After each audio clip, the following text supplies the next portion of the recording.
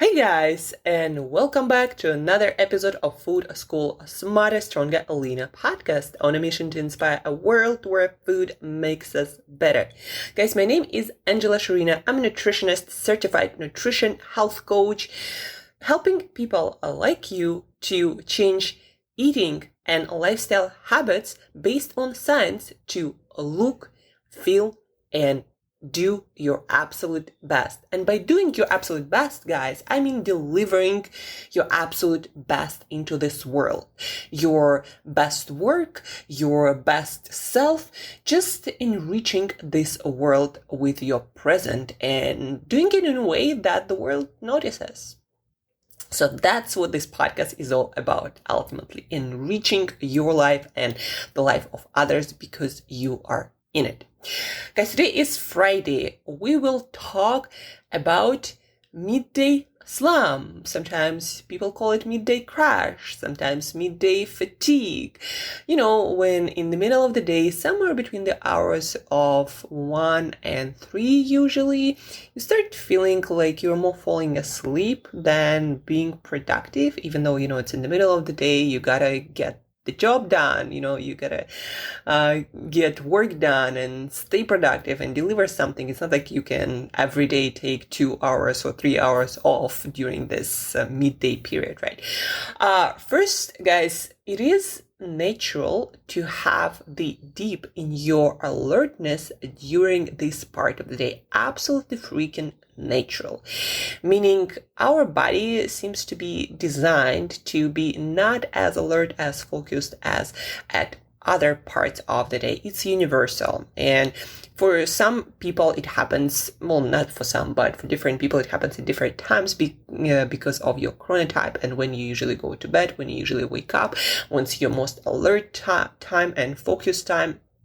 Right, so it's natural to feel a little bit not as productive, but it's not as natural to feel, completely off, like you can't do any work, you're about to fall asleep. Like this is not natural, this is not normal.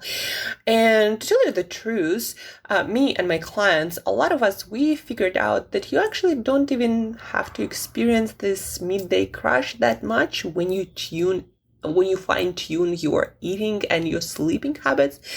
Like for me, when I do everything right, when I do everything that I know I gotta do, I can't say I experience that.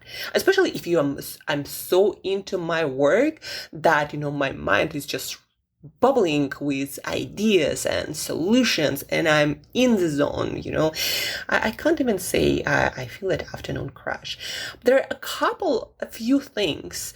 Obviously, if you don't get enough sleep on a regular basis, forget about it. You're gonna feel sleepy, and not just in the afternoon, probably like the whole day you're gonna be yawning. So please do get enough sleep, and regular schedule is very important. And then of course we have dark, cool and quiet and a lot of other things. But sleep, we're not going to be talking about that, or naps or certain breaks. We're going to talk about naps and breaks and certain protocols on Monday.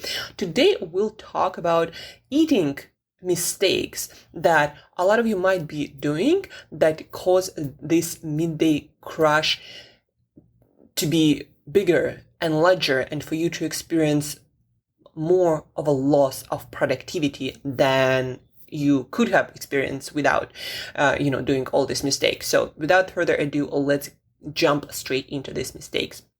So in the morning, if you consume a lot of processed, refined sugars and carbohydrates, things like regular morning cereal, or fruit juices, or mochas, frappuccinos, bubble tea with all the sugar added, croissants, and anything made with white flour.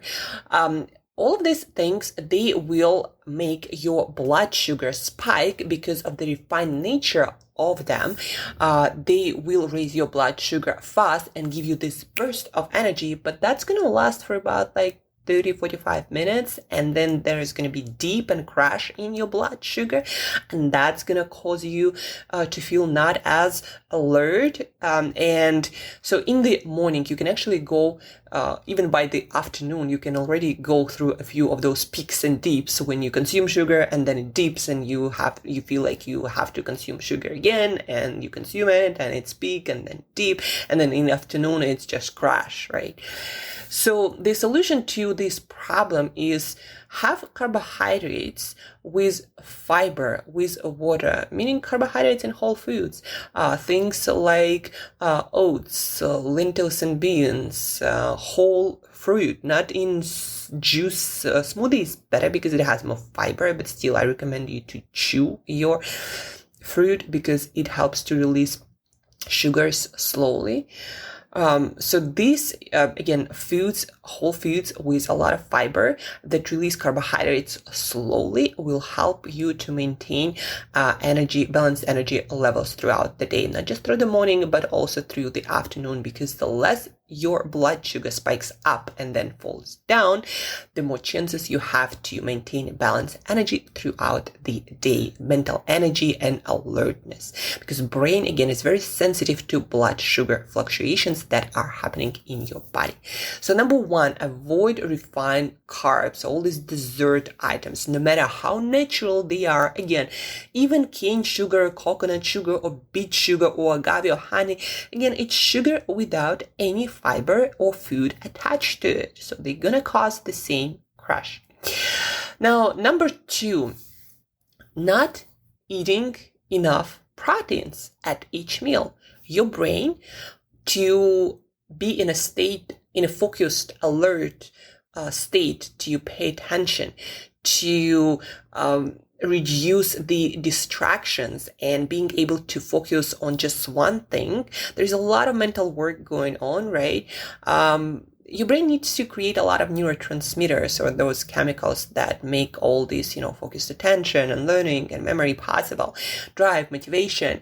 And those neurotransmitters, a lot of them require certain amino acids or proteins, building blocks of proteins.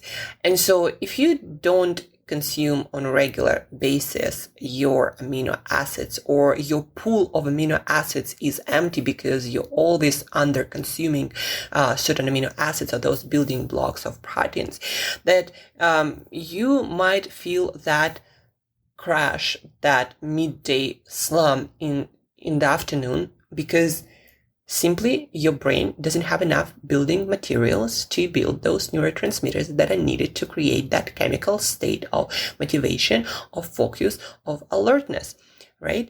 And so I highly recommend for most of you to have protein, about 30 grams, at least 3 times per day. If you're not sure how to calculate the protein amounts in different foods, use the form in the show notes. Put your question, put your foods, or whatever that might be that you're trying to figure out in that form, and I'm going to get back to you and give you the answer. Obviously, if you want me to get back to you, then please leave your email there, because I'm not asking for your email in that form. So this is number 2, consume proteins.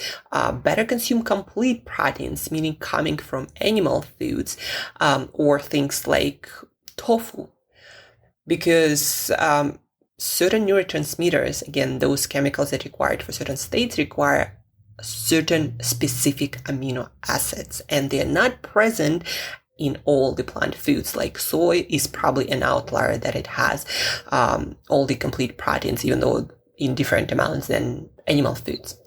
So protein, number 2. Number 3, don't have meals that are super heavy, super rich in fat. Fat retards digestion. It reduces the oxygenation that is available to your brain, because it has something to do with how much energy it takes to digest and how much oxygen and blood goes to your digestive system. And the more blood goes to your digestive system, the less blood goes to your brain, and blood delivers nutrients and oxygen. And that's why if your meal is too heavy, specifically containing a lot of fats, and your most people's digestive system, it's hard to digest a lot of fat, especially if it's not in whole foods with fiber like you would find in avocados or olives or nuts and seeds in their whole forms. So meals that are high in fat, and a lot of meals out, a lot of takeout, a lot of restaurants, a lot of prepared meals you can buy in supermarkets, a lot of them would have a lot of fat, so make sure to check fat content and don't overconsume fats for your meals, because it's gonna make your digestion more difficult, and again, it's gonna make a lot of energy going into your digestion, and you're gonna have less energy for your brain, and that's why you might experience that midday slump. Also, understand that even the volume of your meal, if you eat a huge meal for, let's say, breakfast or lunch, meal that doesn't matter if it's too high in fat or not, if it's complex, meaning there are all these different food combinations that are kind of hard for your stomach to digest, things like, beans and meat, right? Very hard combination for your digestive to process, or if the meal is too large, that will also cause the dip in energy, because again, the body cannot do these two large processes, digestion and intense mental work at the same time. So one of those is gonna suffer. And again, if your meal is too complex, too big, too rich in fat, then probably most of that energy gonna go into your digestion, not to your brain. That's why if you wanna have a bigger meal, it's probably best to have it at the end of your working day, when you don't have to be that alert and focused.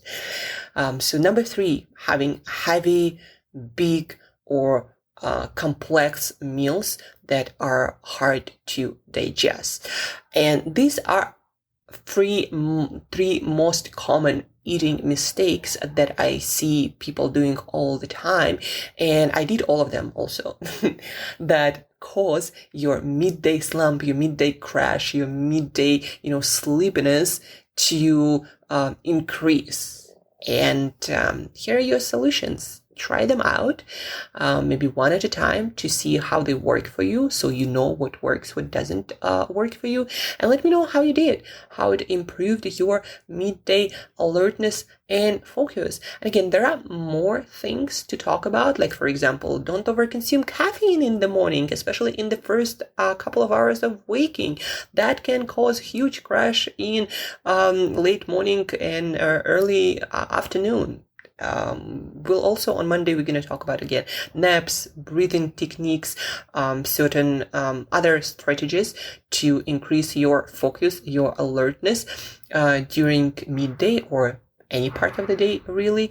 But today, focus on eating habits and see where you personally could improve. Maybe substitute carbohydrates in all of your meals. Maybe have smaller meals for breakfast and lunch and bigger meal at dinner. Maybe you forget to eat enough protein. What is it for you?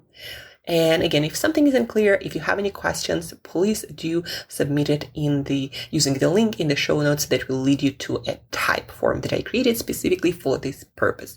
Guys, also don't forget to share this episode with another person who might be struggling with their midday slump, consuming a lot of caffeine, and then not being able to fall asleep at night, and then it's all over again in the morning. You don't feel like it, and you drink a lot of coffee, and then in midday you feel this midday sleepiness, and you drink a lot of coffee again, and you can't fall asleep. So vicious circles. Share this episode with that person. Maybe it's your friend, a family member. Maybe it's your hardworking significant other. So share.